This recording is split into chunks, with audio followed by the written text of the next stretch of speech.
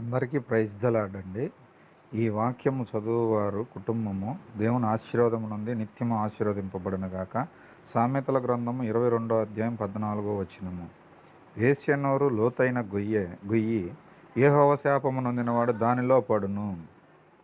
దీని అర్థము, జారస్త్రీ పెదవుల నుండి తేనె కారును, దాని నోటి మాటలు నూనె కంటే పదునైనవి, దాని వలన కలుగు ఫలము ముసిన పండంత చేదు, అది రెండంతల గల కత్తి అంత పదునైనది, దాని నడతలు మరణమునకు దిగుటకు దారి తీయును, దాని అడుగులు పాతాళమునకు చక్కగా చేరును.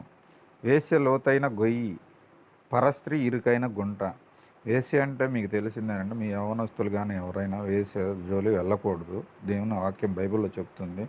పరాయి స్త్రీలకు జోలికి వెళ్ళినా కూడా ఇరుకైన గుంటలో పడతారని చెప్పి దేవుని వాక్యం చెప్తుంది.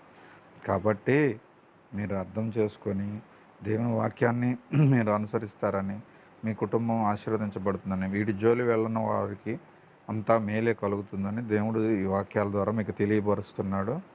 మీ అందరికీ మంచి జరగాలని, దేవుని దీవెనలో ఆశీర్వదింపబడాలని దేవుని యేసుక్రీస్తు నామములో అడుగుచున్నాను. ఆమేన్. ఈ వాక్యం దీవించబడునుగాక.